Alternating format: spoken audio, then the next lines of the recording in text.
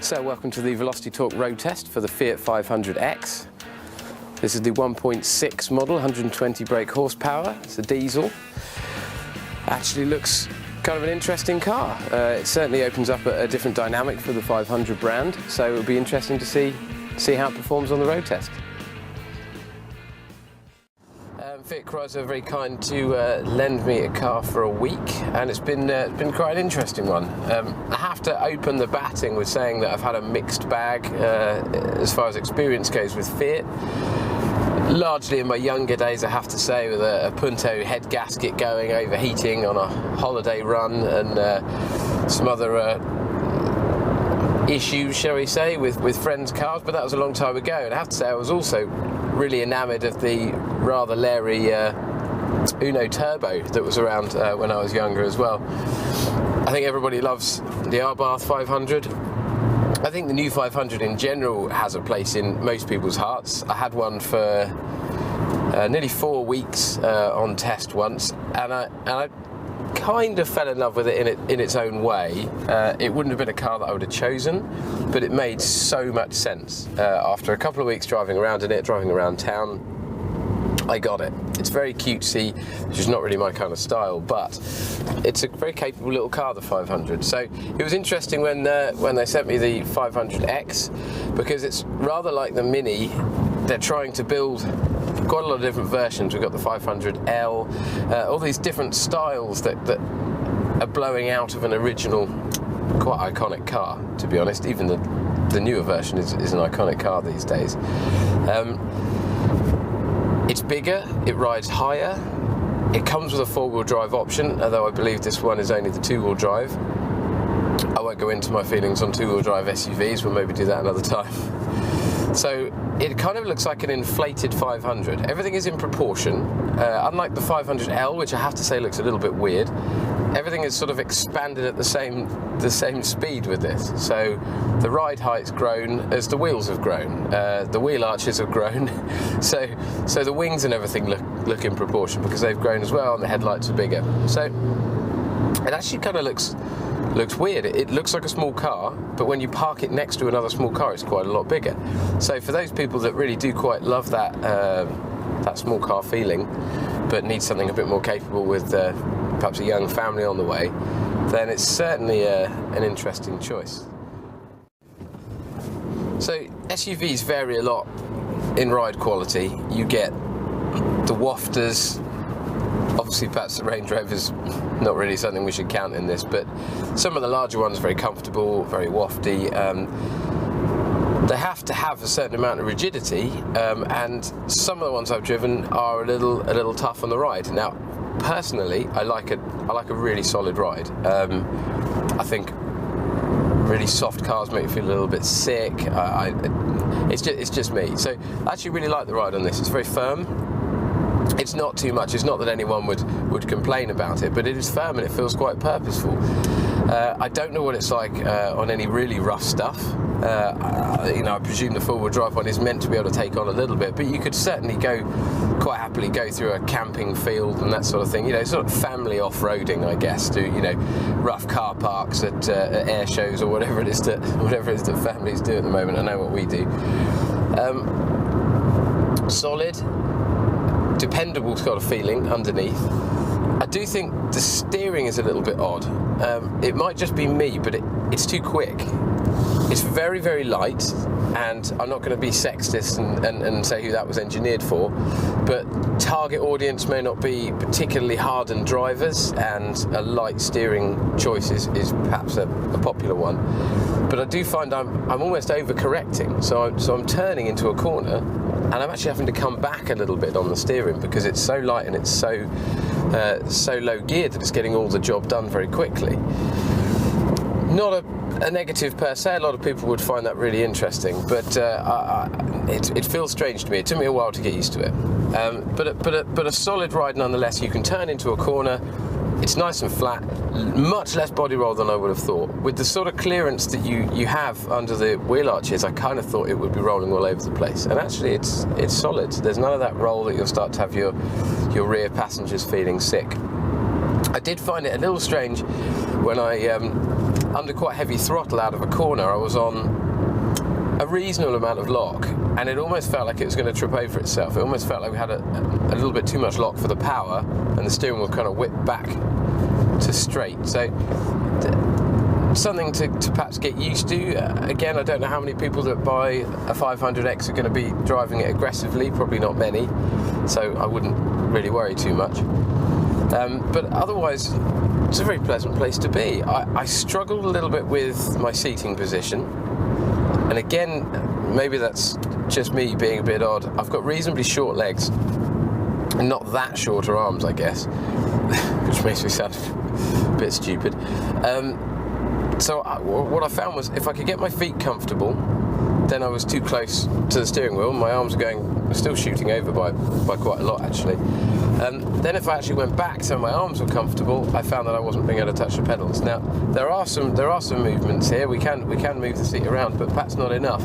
I had to change the rake adjustment, and then it got a lot more comfortable. But I still feel a little bit hunched up with my legs. It just feels a little bit strange. I'm not kind of sure. I don't think I'm that abnormal, but I think you could work with it. One thing I will say is, as if anyone's a regular viewer, you'll start to understand my slight obsession with lumbar support.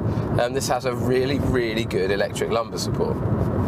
It's such a small thing to do, but if you're doing a lot of family runs and you do holiday runs, it means so much. It makes it so much more comfortable. It means I can readjust and change my seating position without moving back and forth, and actually kind of refresh my driving experience.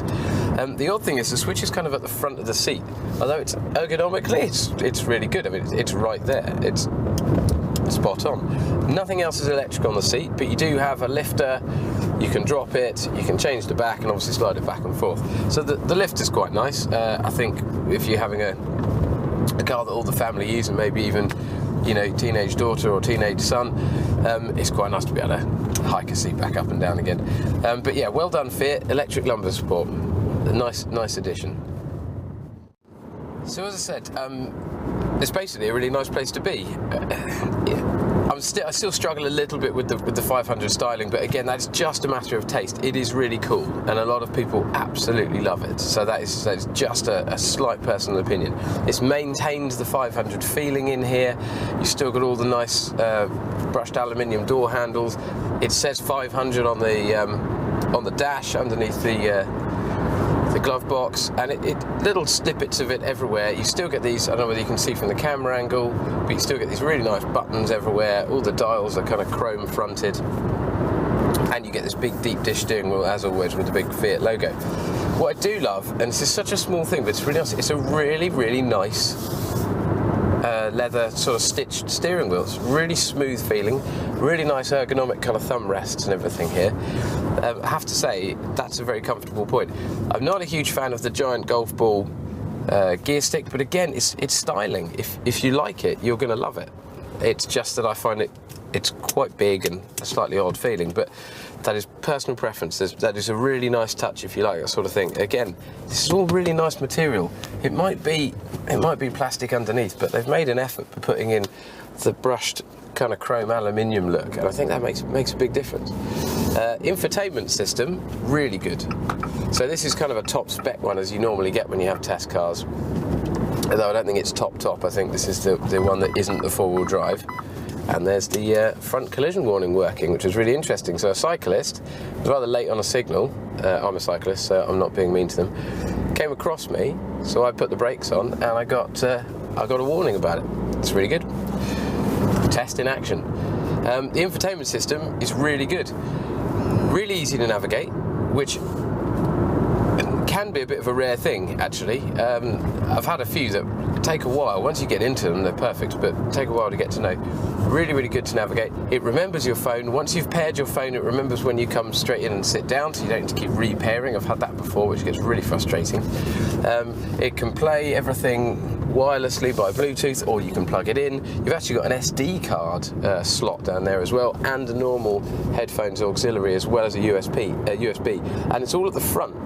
So I don't actually have to fish around in the armrest. And again, that's really well laid out. It's a small thing, but I've got my 12-volt power point down there, and I've got all of my plugs. So while I'm driving, if I really had to, just fiddle about, check it was plugged in, I can do that without any kind of looking back here and trying to struggle. I can see it in my peripheral vision. I think that's a really nice touch. Might not be a big deal to many people, but again, to use the ergonomics thing, that's well thought out. The phone on there is great, the media player is really good, the radio is nice and easy to work, and the sat-nav seems really good, easy to program. You've got brightness buttons up the top.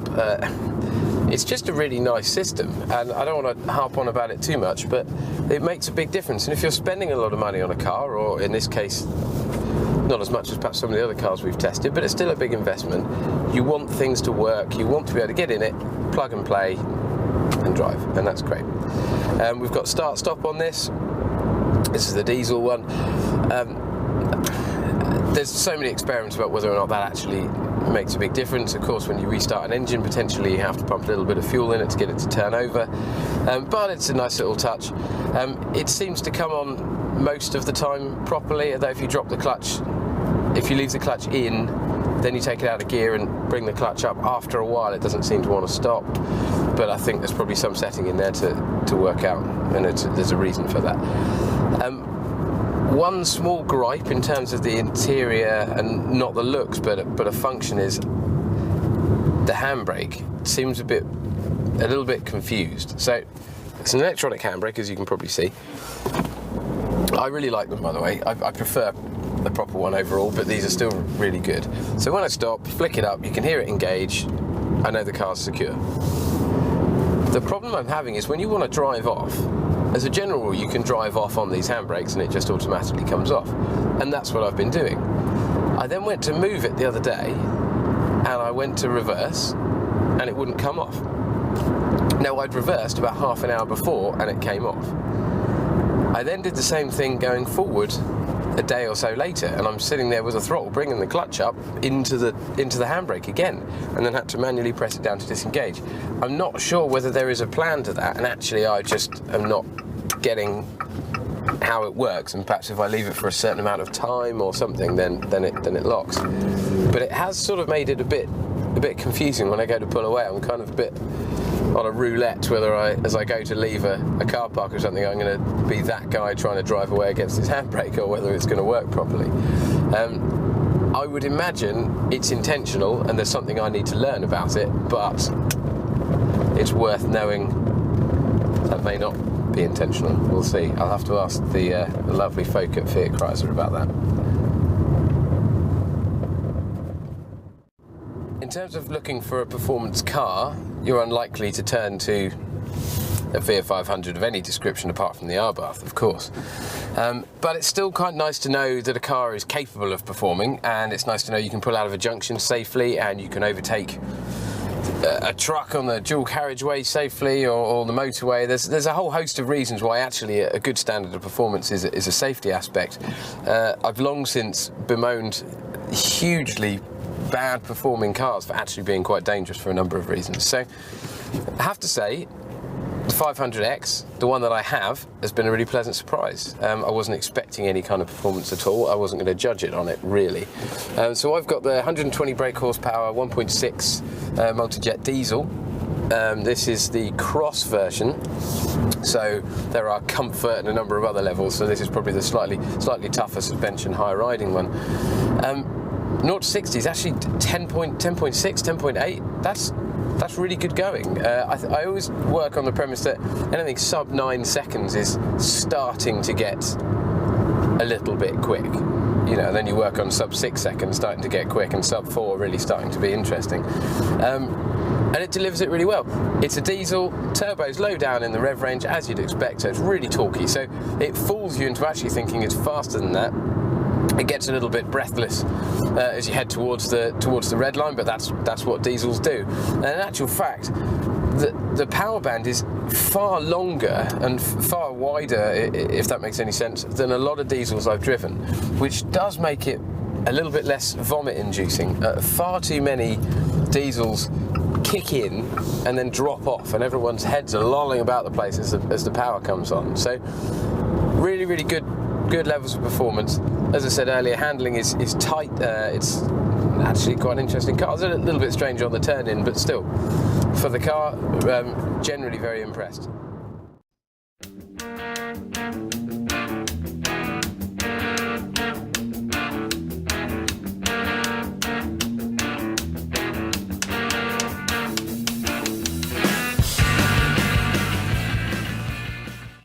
Important, or I assume it's certainly important for most people that are looking for a compact SUV, any SUV for that matter, is what sort of space we have in here and what size is the cabin, is the boot space. As a utility vehicle by name, if in fact most people seem to forget that, it is important to know what we can actually use, what we can put in it, what we can do with it. I've been really pleasantly surprised with the 500X's capacity, certainly inside the cabin. It feels airy in here. I don't feel crammed in at all. But what's really nice is actually there's plenty of space in the back. There's plenty of space here in the front. It's a very open cabin. I've got plenty of cubby holes and drinks holders and everything, and perhaps not what I'd normally expect from a compact car. I know it's a slightly larger one, but it's still a compact SUV. One gripe I did have, and this again, as with all of my gripes, are certainly probably personal to me, but we have a mountain buggy, so it's quite a large buggy pram. If you've got children, you probably know what it is. And the problem was, it's pretty big, and we couldn't fit it in the boot. So we actually went for a family day out and had to leave the buggy and lug one of the kids around with us. If you're using the McLaren kind of fold-up buggy sort of things, then you're not going to notice. And if you've got a different collapsible one with a car seat attached and everything else, it again doesn't matter. But if you do happen to have a big kind of off-road buggy, we do a lot of hiking and that sort of stuff, getting muddy and dogs and all that. It was pretty annoying. We kind of needed another couple of inches one side to get it in.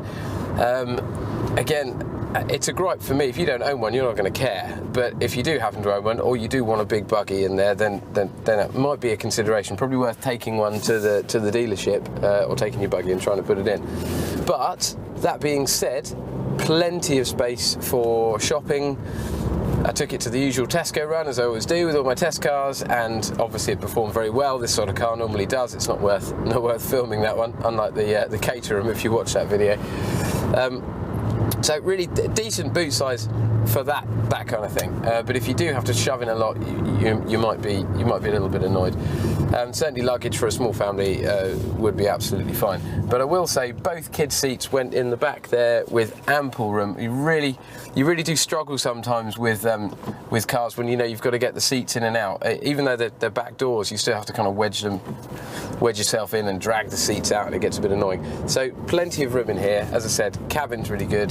Just a slight gripe on boot space for me.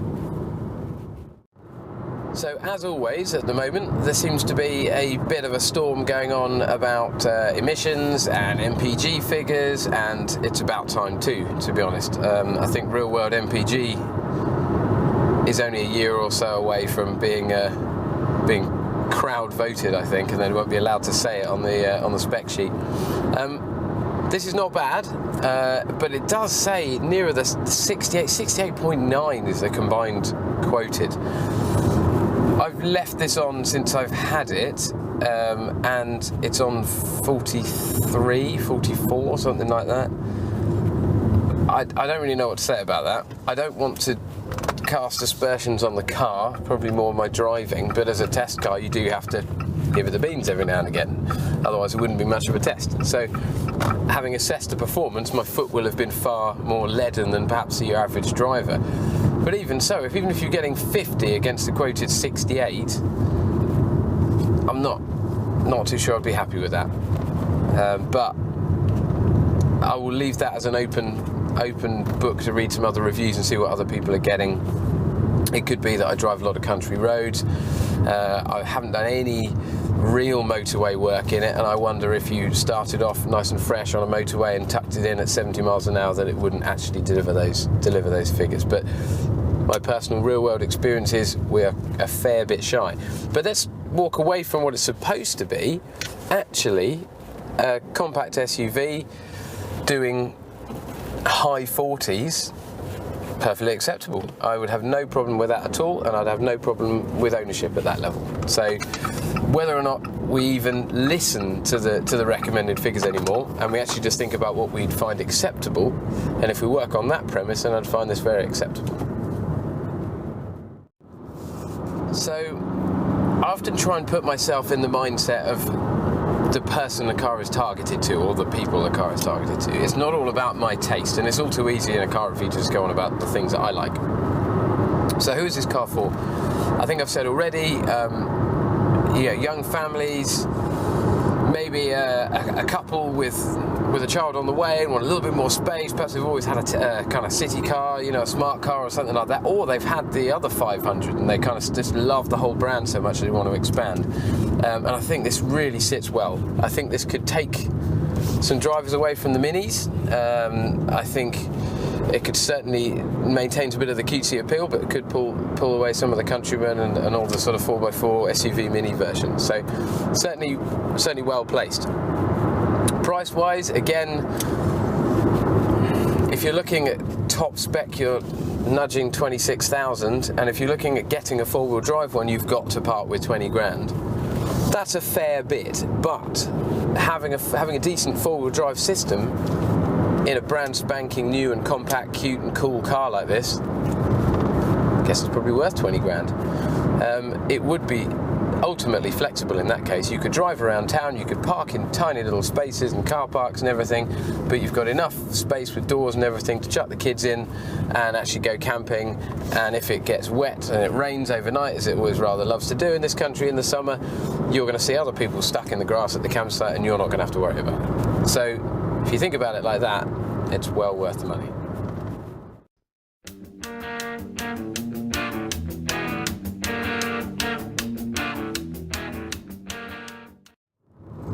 So thanks very much for watching the Velocity Talk road test for the Fiat 500X. Hope you've enjoyed it. It's been a very interesting car to have actually for a week. The 500 brand is something I have a lot of respect for, but not perhaps something that I would normally purchase, and it's been a really good car. I found it a pleasure to drive. The looks have really grown on me, and that's good for someone that actually didn't really like that kind of look anyway.